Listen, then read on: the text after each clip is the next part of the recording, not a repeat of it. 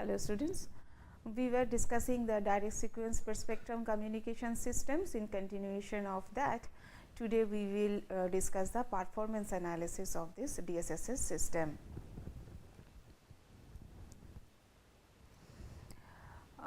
Hope you will remember in the last module we discussed about the receiver architecture. Two different kind of the receiver architecture we have discussed. The last one was match filter based receiver, and where the demodulator circuit was a correlator based. And this is the same figure that reproduced here in this module from the last module, where the chip matched filter is basically matched with the chip waveform psi t, hence its impulse function, its transfer function will be is equal to the psi of minus t. If psi t is my chip waveform, artist signifies the incoming signal that is entering into the receiver front end, and this is the synchronization device who is helping basically to sync the incoming signal with the receiver circuitry, and it is also bringing down the received signal from the RF to the baseband. The matched filter is basically selecting and then maximizing the selecting the signal and maximizing the signal to noise ratio at the output of this filter, provided the input signal is properly synced. And output of the matched filter will be now be sampled at the rate of the chip duration Tc to provide the capital G number of the samples. Why? Because we saw in the transmitter that G was the processing gain, and basically G was telling about the number of the chips available over the symbol duration, and G was given by Ts by Tc. And once actually the sampler is sampling the G number of it is producing the G number of the samples, and if the chip clock rate is properly synchronized, it is properly synchronizing the sampler with the spreading sequence generator.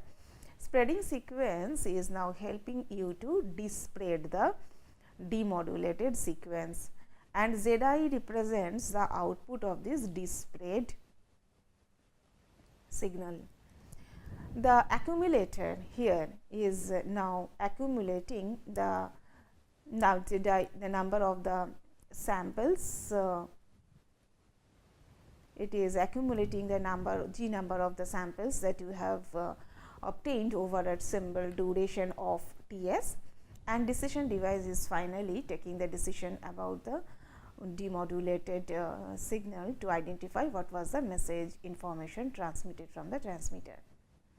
We will revisit on the waveform part of the transmitted signal, as well as we will try to look into the detailed mathematical expression of all the points of this Zi, V, and we will try to identify finally how this whole system is working. Today the work is the mathematical analysis of this whole receiver architecture to have a detailed knowledge of this receiving process. Remember this RT when we were receiving at the front end of the receiver, that RT is now the combination of the intended signal transmitted. This is the spread signal which is transmitted. ST is the combination of our XT into PT, where PT was our spreading waveform and XT was the modulated signal, and XT was and IT was the now jamming signal or interfering signal that is getting added with the transmitted signal on air. NT signifies the additive white Gaussian noise, and this is coming from the thermal noise component of the transmitter receiver front end circuitry. So, the system model with which we will start our analysis will look like this: the ST, the intended signal, intended spread signal in presence of the jamming signal, and the additive noise we are receiving. We will come back to this receiver block architecture whenever will be required in the subsequent slides. So, this is a recap of the transmitted waveform, generated waveform, and the spreading and the dispersing process. In the transmitter, we took the signal dt like this. Remember, I have utilized for the 0 transmitted signal as +1, and transmitted signal 1 will be is denoted here as -1. PT and the transmitted signal had the signal duration and symbol duration of Ts, and locally generated PN sequence bit stream was having a duration of chip duration of Tc. The chip waveform is governed by the figure number B, and that spread signal was generated by the XOR operation of these two. And as we understand that in the XOR operation, when the data signal value was 0, he was allowing the XOR operation will allow all the PN sequence chip, and if the data value is equal to 1, he will invert all the PN sequence chip. So, if you go by that logic, and you will be able to regenerate this spread signal. So, this is my dt, this is my pt, and this is the st, the spread signal of transmitted from the transmitter. This is a time diagram. If we look, this is a time axis based on which you are getting. If I look into the frequency axis, so we after the spread signal, we have got the spread waveform. This is my signal now st with the spread spectrum signal, where the signal bandwidth is now coming w, as we discussed earlier. And the interference now that is getting added on air, we are considering it is a narrow band signal who is having some bandwidth is equal to B. So, this is the way now the relative spectrum of the signal as well as the interference with which we will be dealing with in the receiver. In the receiver, after receiving the signal, this signal st here, which is now basically coming to us as RT, where RT is equal to not only st plus my interfering signal IT getting added to it, as I have seen, and with that actually the noise signal is also added, that is shown in the previous figure in the block diagram. So, let us consider that NT is negligible. So, basically you are receiving st plus IT, and which is shown here as the received signal. You have a locally generated PN sequence B, because you have a prior knowledge of the sequence with which you have spread in the transmitter, and once you are regenerating that signal, and if we consider that they are exactly time synchronized, so we can by another XOR operation in the receiver, we can reconstruct our transmitted signal dt. So, final diagram here is a reconstructed signal and then as well as a disparate signal dt recovered from the received spread signal C in presence of the interfering signal. If we try to see then, as this is again the time axis interpretation, if we try to see on the frequency axis. So, after multiplication of the received signal with my spread signal PT, we will because actually the dispersing operation, the signal will come back, I mean the signal bandwidth will again will be compressed to the original bandwidth B, and now as the interfering signal was not spread earlier, it was newly added on the air, and now because of this and this demodular dispersing operation uniformly is operated both on the ST as well as IT. Now, IT multiplied with PT will expand the bandwidth of this IT, and hence the bandwidth of the interference now will be spread over the bandwidth of the PT, which is now W. And going by the gain bandwidth product constant, whenever my bandwidth is expanding, the power of that corresponding signal is coming down. So, now you can see that the technique gives an inherent resilience with respect to the interference, because power level of the disparate signal in the receiver is much higher than the maximum power level of the interference. So, this is the margin over which your signal is, your receiver is operating. your signal SNR, signal power, is this much higher compared to the noise power or the interference power. So, it will, based on that you will have to detect your signal. So, this is the fundamental of the transmitter receiver architecture of a direct sequence spread spectrum system that we discussed in the last module. Here we have recapped it. From now onwards, if this is the concept, and if we look back the block diagram which was there in the first slide, we will be seeing that the demodulated sequence, as I have explained there, the demodulated sequence in the receiver generated spreading sequence, they are multiplying, getting multiplied together, and these successive such products. So, then we are adding up and considering that there is a perfect synchronization getting maintained. And remember the effective sampling rate of the decision device, now it will be the symbol rate. So, there is a change in the sampling concept in this spread receiver. Remember the sampling here you are doing is at the rate of the chip, because that is the way the timing diagram is of the received signal, timing information is in the received signal. But once you have actually added all the samples, so you will be ending up with, after the accumulated, you will have the time donation which is over the notation which is over the symbol duration Ts. So, decision device will be working on the symbol duration, whereas the initial sampler will be working over the chip duration.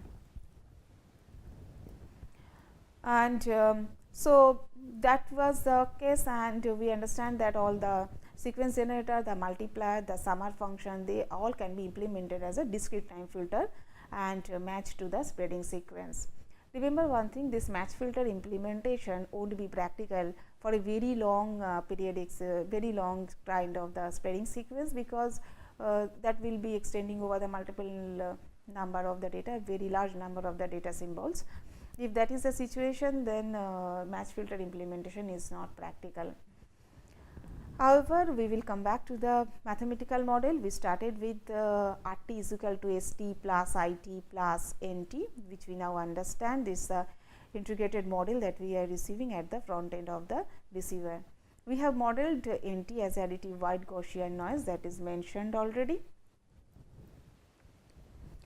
The ST was a form of my A dt pt cos 2 pi fct plus theta. We understand now fc is the transmission frequency, theta is the random phase associated with it, dt is the modulated signal, and pt is the spreading waveform. All that part we have also currently seen in the timing diagram as well as in the frequency diagram, what will be the spectrum of st after this operation. Remember this equation 1.1 holds good if actually your delay tau is autocorrelation delay, the tau is exactly integer multiple of your if it is integer multiple of the Tc, that chip duration Tc. If it is not that, actually the tau is greater than, actually it is not an integer multiple, it is Tc plus some epsa, if tau is something like that, that we have already seen in the first module. If it is Tc plus epsa, then the transmitted signal module will look like this. We have discussed it earlier. And if we assume that this theta value is equal to 0, so there is no phase uncertainty inside the received signal. So, we can omit the presence of theta in the received signal, and moreover, if the chip waveform psi t with the duration is Tc in the received signal is present, and which will be modeled later on as a rectangular waveform, we will come down to the equation 1.3 where theta is not present. See, this A is now replaced with square root of 2s, S is the average power of the received signal, and rest part we have already, rest of the symbols we have already discussed. Now, this each pulse dt, it is having a data duration of Ts, that already we know. The spreading waveform Pt is given by this that we have seen already, which is an infinite sequence coming, and psi t is a waveform. Pi can be either equiprobable to get either plus 1 value or minus 1 value, and hence actually it is a part, every Pi, the sum of all the Pi's is constituting the spreading sequence. Without any loss of generality of this discussion, we can consider that this chip waveform is having a normalized to unit energy, such that if we integrate it over a TC and normalize it over the duration of the chip, I will get the total energy equal to 1.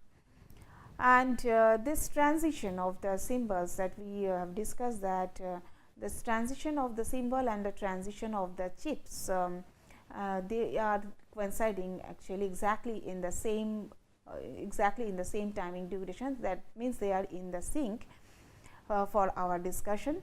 The processing gain will be given for the spread spectrum communication is Ts by Tc. So, with all that consideration, let us start with the understanding that we have transmitted the dt is equal to d0. Let us think that the whole explanation will be continued now for the data value dt transmitted is equal to d0 over the interest time of interest.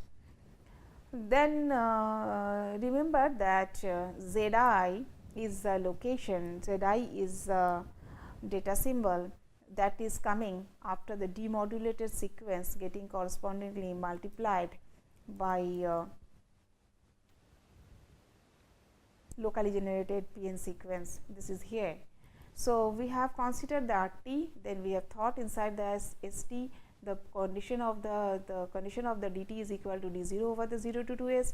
We have sampled it, we have multiplied with locally generated sequence, and then we are here inside Zi. So, Zi, the equation of Zi we can rewrite as this. We receive the signal RT. Now, the locally generated PN sequence is multiplied with it, and it has a cos 2 pi FCT multiplication, because you are having the cos 2 pi FCT synchronization at the front end, and the integration is we are interested to first chalk out the so we received signal over a chip duration or single chip duration. And remember, whenever you are running such kind of integration, after Zi there is a accumulator. So, you are bound to derive the Zi's which were over 0 to g minus 1 number of the samples. If I look inside this, zoom inside this RT, I understand it has 3 components: the intended signal component, the jamming component, and the noise component. Whereas the signal component is given by the ST. So, each of these components will be now investigated separately. The value ST will be multiplied with the locally generated PN sequence. It will generate the sample SI, and this is the expression for the SI. Similarly, the jamming part, when will be multiplied with the local component PN sequence component, it will generate the sample value of the Ji.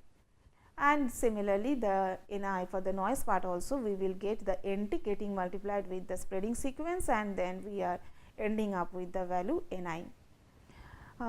Good part is, if I see inside this Si, you see that this St is now will be substituted by the summation of this Pi and the D0. And remember, as we are interested only over the ith chip, there is no summation coming up over all the Pi's. So, it is only just a Pi and multiplied with the value of the data who is considered to be here D0, and there is a summation, because we considered here to be the S2S is the total amplitude of this signal, and that is coming out, and there is a portion left inside the integration, which is a cos 2 pi FCT dt, that is getting multiplied with psi t. Remember, inside your ST also you are this psi t is basically inside ST also there is a component of the psi t, and this 2 psi t will be multiplied and will be generating psi squared t minus ITC, and we have considered that it is having unit energy. In the last slide we have seen. So, you will not get any component left from the waveform side, you will be left with cos square 2 pi FCT, and this integration cos square 2 pi FCT if I am considering width, then and again considering that this FC is is really too high compared to 1 by TC, then the higher component, the second order or the higher component value of the cost won't be good enough to contribute anything inside the component of the SI.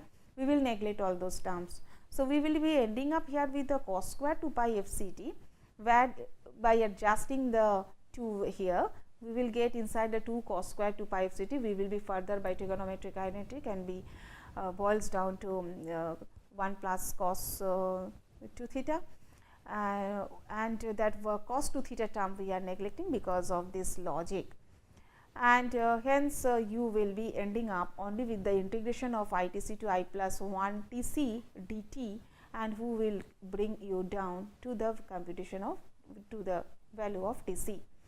Finally, with all this logic, we will be ending up with Pi d0 s by 2 into dc in the intended signal component. We are interested to see what is there left, how the component Zi and Ni will be computed next. Remember the input to the decision device. Decision device input is now having 3 component again, like Zi. He is having the component from the intended signal that we have already calculated at d0 square root of s by 2 into Ts, because now it is becoming Ts because you are having a addition over the G number of the sample. So, you will be ending up after accumulator, you will be ending up over the sample symbol duration. There is no chip duration concept left, and there are the components from the jammer and jamming signal as well as from the noise signal. From the jamming signal, although J part all the JIs are getting added over, and this Pi into Ji, that is the section you are left with, all the Pi's where with their corresponding Ji's are getting multiplied and added over.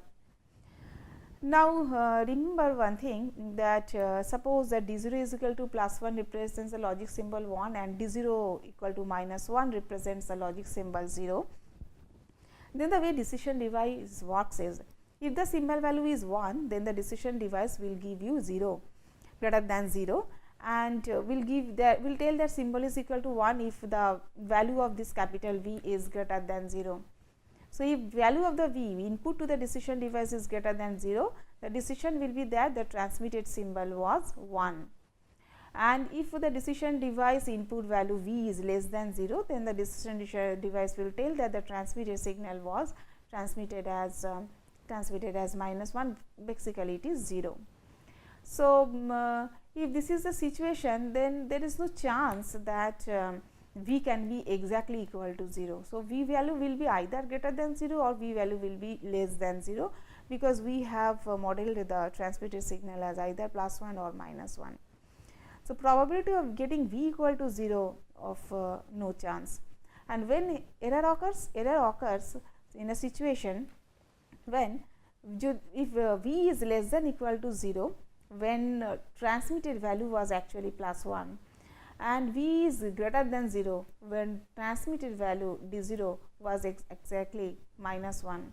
So, whatever you transmitted, but because of the some problem inside because of the high impairments from the jammer as well as from the noise components, if it brings down the value of the V in such a way that it goes below 0 when actual data was transmitted 1, then you will get an error in the decision process.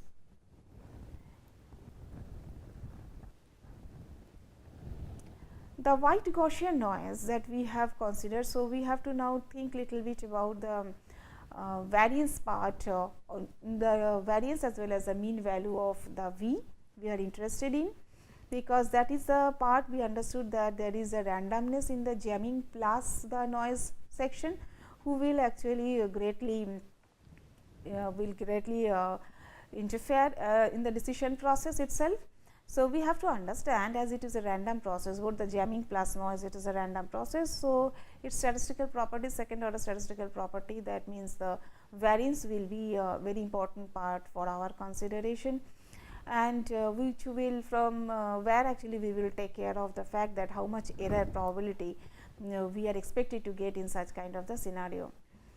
To start with, we will think that we will see inside the white Gaussian noise process, as it is a Gaussian noise, it will have the autocorrelation function given by this classical expression, and we understand this n 0 by 2 is a two-sided power spectral density of the noise, and eta 0 by, as it is a white Gaussian noise and it has a mean value is equal to 0.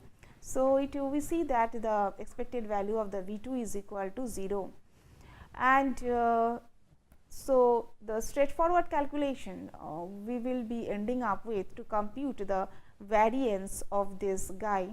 How? By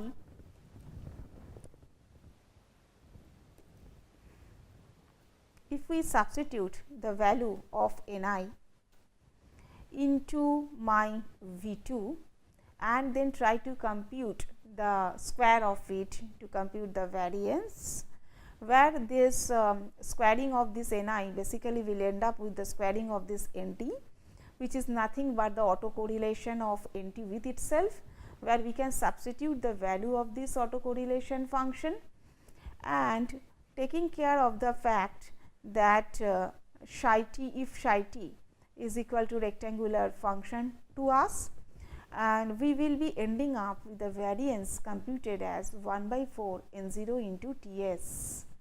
Why this T s? Because we are at the input of the decision device, where your psi t will the P t inside will be substituted by the addition of all the points over 0 to g, capital number of capital G, all the number of the sample points, and this n 0 by 2 is the contribution from the autocorrelation function. Another half is coming from the fact that we have to take a 2 cos square theta inside the integration, and the higher order terms again will be neglected, and that half will come as a additional part multiplied with this n 0 by 2, leading to the 1 by 4 n 0. T s is coming because there is a addition over the accumulator over the number of the samples equal to capital G.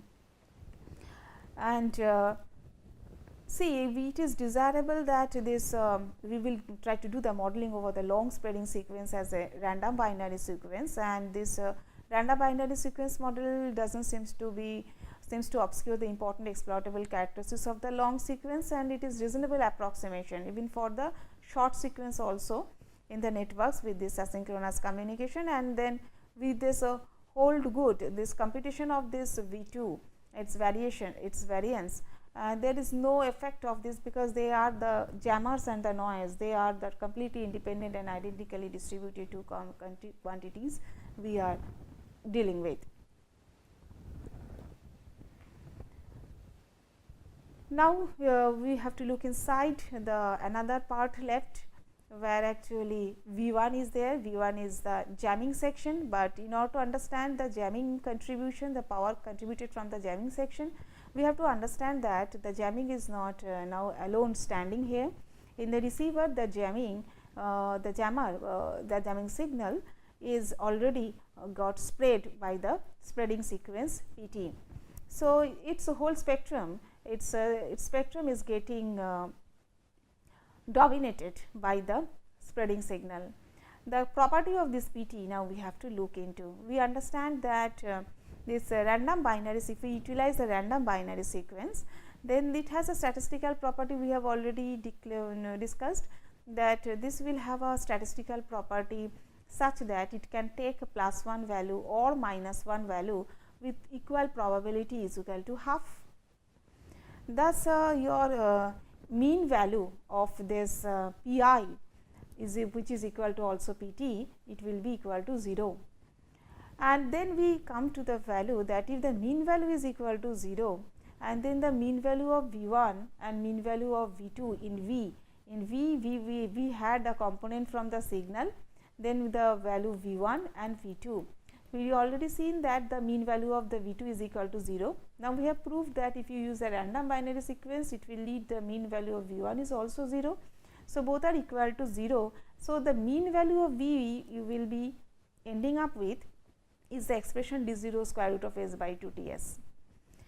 Now, if I look into the variance computation, as I and j are independent to each other, because each and every random because of the randomness involved in this binary sequence, in the PN sequence, your ith and jth component of that sequence, they are independent to each other, and hence we can actually also see that pi into pj, that mean value, mean to pi and pj, that will be also 0, and the variance will be straightforward computed by the individual component j I square or summed over g number of the samples.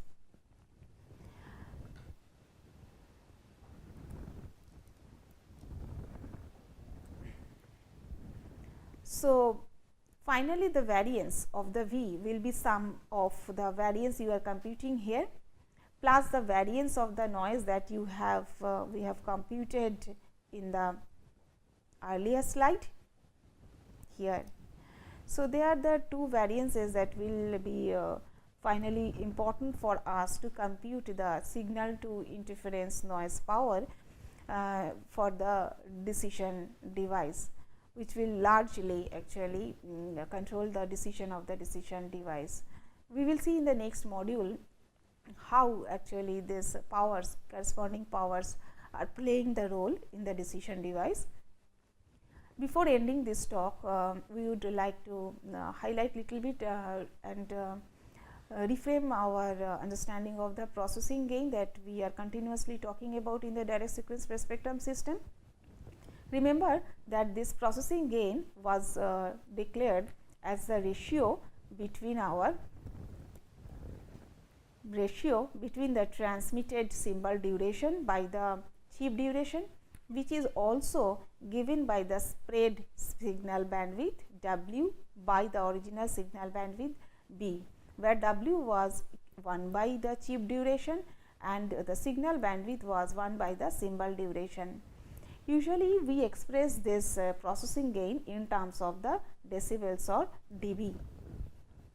This processing gain ratio, I mean this dB value, is fundamentally, it tells that by which amount the unwanted signals or the interference signals can be suppressed relative to the signal itself. So, if this factor, always this factor will have some integer value. So, and that factor, the value that you are computing here, directly tells by this amount the interference can be suppressed with respect to the signal, when both of them will share the same frequency channel and the same frequency channel for the transmission. And remember, this processing gain has no effect on the wideband thermal noise. So, the jamming process, as I was mentioning in the earlier slide, the jamming process and the noise process, they are completely independent and completely independent to each other. For example, here is a short example is given here for your understanding. If I am having a 1 kilohertz signal and I spread it to 100 kilohertz, then the simple processing gain will be equal to 100, or in the terms of the decibel it is 20 dB. So, its computation of this processing gain has no effect, is never actually getting influenced by the computation of any noise power.